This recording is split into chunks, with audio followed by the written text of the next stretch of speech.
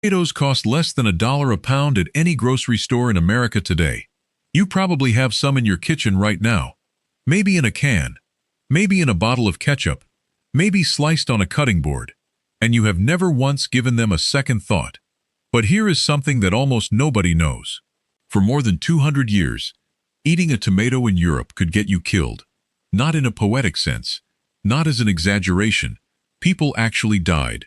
And the strange part, the part that should stop you cold, is that it only killed the rich. Peasants, farmers, servants, the poorest people in Italy and Spain, were eating tomatoes every single day and living full lives.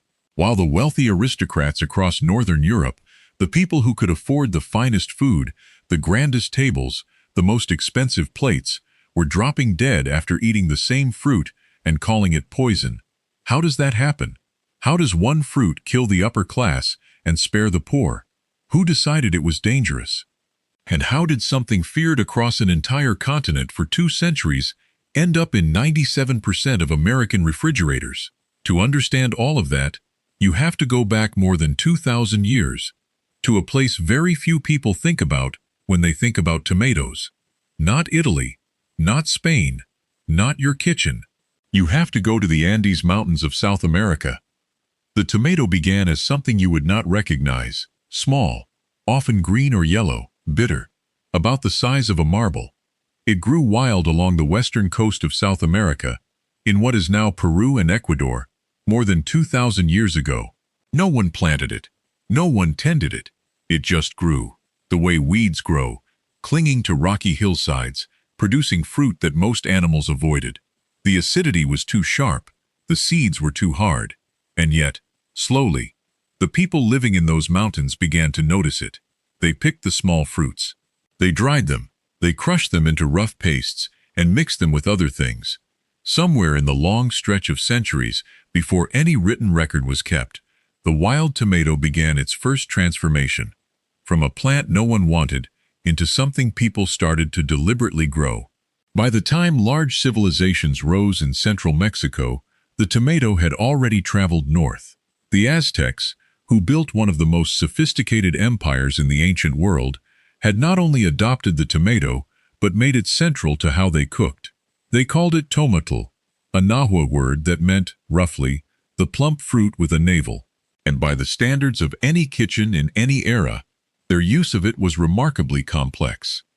At the great market of Tenochtitlan, the Aztec capital that stood where Mexico City stands today, vendors sold dozens of varieties of tomatl, large ones and small ones, red ones and deep yellow ones used for sauces and ones used in drinks. The Spanish conquistadors who first saw this market were overwhelmed by the scale and variety of what was on offer. One of them wrote that the marketplace was so crowded and so full of produce that it seemed larger than the largest markets of Rome or Constantinople. The tomato was not exotic in Tenochtitlan. It was ordinary. It was lunch. And that matters, because the story of what happened next depends entirely on how different things look when they leave the hands of people who understand them.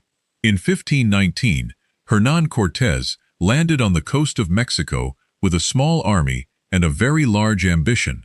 2 years later, after a campaign of extraordinary brutality, Tenochtitlan had fallen and the Aztec Empire was gone. What the Spanish took from Mexico was mostly gold, silver, and land. But they also took seeds. Among the plants that made the journey back across the Atlantic to Spain were the seeds of the tomatl. By the mid-1500s, tomatoes were growing in Spanish and Italian gardens.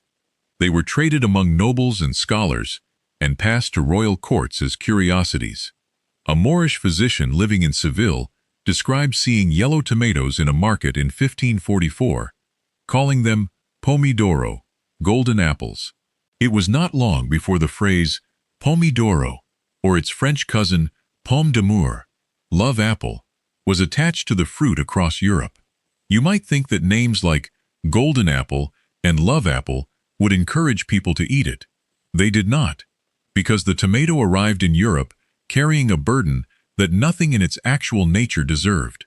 It was a member of the nightshade family, and in Europe in the 1500s, that family of plants had a reputation that was difficult to shake. Belladonna, also known as deadly nightshade, was a plant in the same botanical family. So was mandrake, which was used in poison and witchcraft. So was henbane, which could cause hallucinations and death. When European botanists looked at the tomato's leaves, its smell, its close resemblance to these toxic relatives, they were not unreasonable to be suspicious. People in the 1500s were not being irrational. They had watched neighbors die from eating the wrong plants. They were careful, and then, very slowly, careful turned into something much darker. In 1597, an English herbalist named John Gerard published a famous botanical guide that would go on to be one of the most widely read reference works in Europe for the next century. In it, Gerard described the tomato in vivid terms. He wrote that the whole plant, the leaves, the fruit, and the roots, was of a rank and stinking savor. He called it dangerous and warned his readers not to eat it. He was not alone. Across Europe, doctors and naturalists published similar warnings. Books repeated what other books had said. Fear traveled faster than fact, and then the rich started dying. Here is the part nobody tells you about the poisoned tomato story. People were right that something was killing them. There was a real illness. There were real deaths, documented and undeniable, connected to wealthy households that had begun experimenting with the tomato. Doctors were not making it up when they warned that this fruit was dangerous. They were observing a genuine pattern. They just had the wrong cause. Think about what a wealthy household in 17th or 18th century Europe looked like at the dinner table. The finest pewter plates. Heavy, polished, expensive. Pewter was the material that set the rich apart from everyone else. You knew a man had money when his table was covered in pewter. But pewter at that time was not the alloy it is today. The pewter of the 1600s and 1700s contained significant amounts of lead, and lead, when it sits in contact with something acidic for long enough, begins to dissolve. Slowly, invisibly, the acid eats into the metal, and the metal enters the food. Tomatoes are highly acidic. They are among the most acidic common foods in any kitchen. When wealthy Europeans placed fresh tomato slices or tomato-based sauces onto pewter plates and let them sit, the chemical reaction began. Lead leached out of the metal and into the food, and the people who ate that food got sick. The symptoms of lead poisoning moved slowly at first. Fatigue, a vague sense of illness, loss of appetite. Then, as exposure continues, the symptoms sharpen. Nausea, severe abdominal pain, neurological effects. In enough concentration, death. The wealthy ate off pewter plates at every meal. The poor could not afford pewter. They ate off wood, or crude earthenware, or shapes pressed from dough. Neither wood nor earthenware leached lead when tomatoes sat on them. So the poor ate tomatoes and felt nothing except full, and the rich ate tomatoes and died. And because no one in 1700 understood lead poisoning the way we understand it today, because the connection between the material of a plate and the illness of the person who used it was genuinely invisible to the medicine of that era, the only thing that seemed to connect all these deaths was the tomato itself. Think about that for a second. The thing that was killing people was not in the food. It was in the container that held the food. And 2 centuries of fear, of prohibition, of official warnings, backed by the most educated men of the time, were built entirely on that mistake. Now here is where it gets interesting.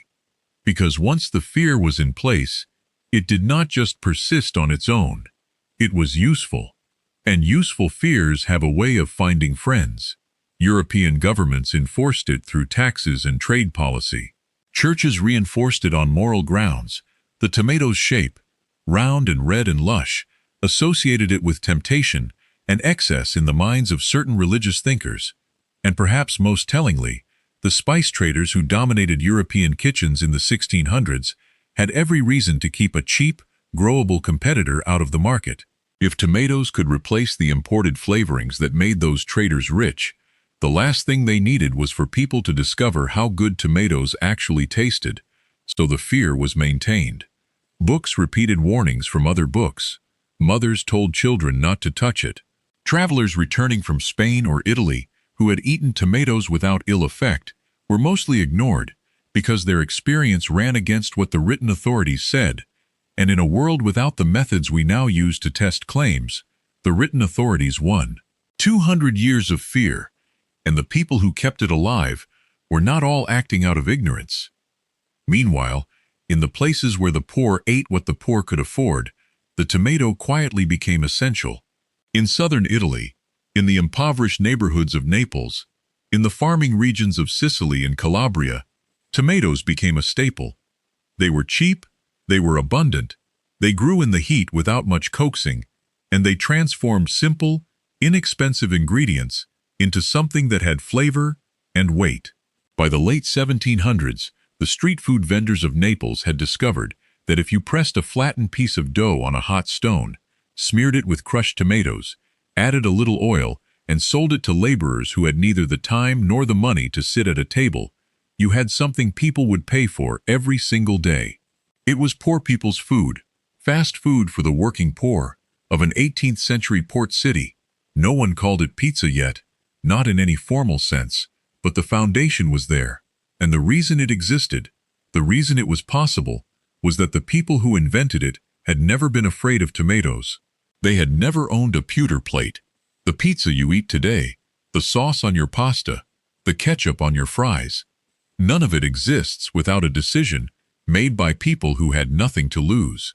If the tomato had been feared equally across all classes, if the rich and the poor had both avoided it in the same way, none of that survives. It survived because the poor had nothing to lose by eating it, and in surviving with them, it waited.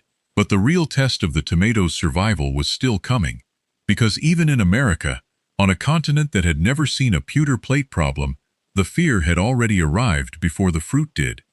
Tomatoes appear in American colonial records going back to the 1700s, mostly grown by people with connections to Southern Europe. But most Americans in the early Republic still regarded the tomato with suspicion, and without a large wave of Italian immigration to challenge that, there was no mass cultural pressure pushing it into ordinary American kitchens. That began to change in the mid-1800s. Italian immigrants, especially from the South, brought with them the cooking traditions that had grown up around the tomato for generations. They planted gardens, they made sauces, they cooked the food they had always cooked, in a country where the dominant culinary culture had, until quite recently, been afraid of what they were making. And then came 1893, and the strangest legal case in American food history. A fruit merchant named John Nix imported tomatoes from the Caribbean into the port of New York. The port collector, a man named Edward Hedden, taxed the shipment as vegetables. Under the Tariff Act of 1883, imported vegetables were subject to a 10% duty. Imported fruits were not. Nix took the matter to court. His argument was simple. Botanically, a tomato is a fruit. It contains seeds. It grows from the flower of the plant. By every scientific definition that existed, it was a fruit, and therefore, it should not be taxed. The case went all the way to the United States Supreme Court. The court heard arguments. Botanists were consulted. Dictionary definitions were read aloud. And in May of 1893, the court issued a unanimous ruling that has been discussed in law schools ever since. The tomato, the court said, is a vegetable, not botanically. Botanically, Nix was correct. But the law, the court explained, is not bound by botanical definitions. The law is bound by the ordinary meaning of words as they are used by ordinary people.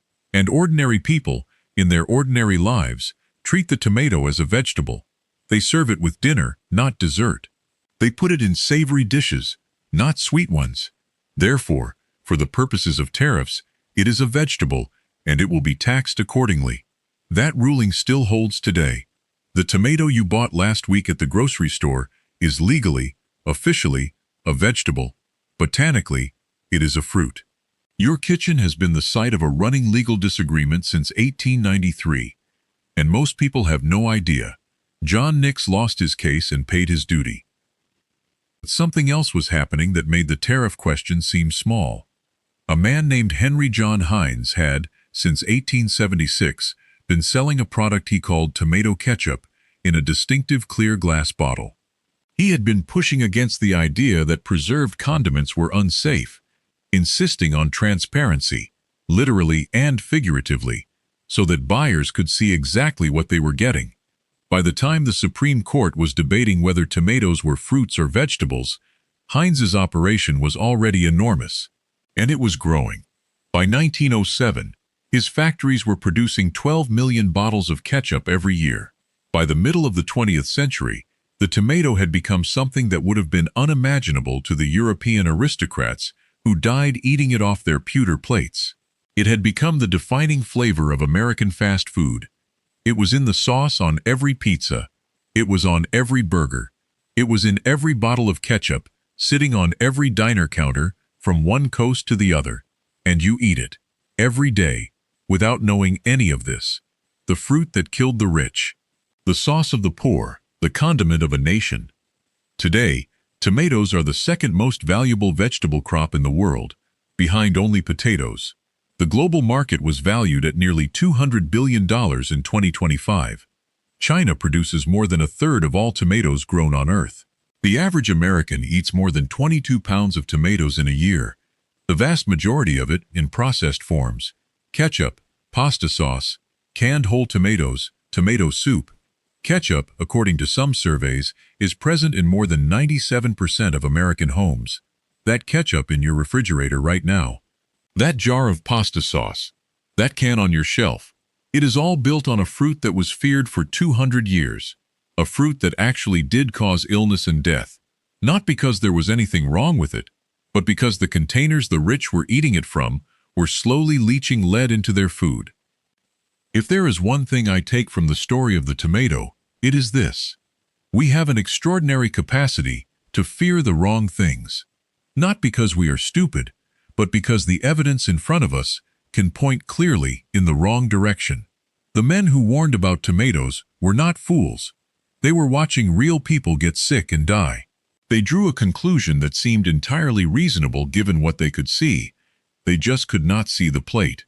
The next time something is declared dangerous, the next time a fear becomes so widespread it feels like common sense, it is worth asking, what is the plate in this story?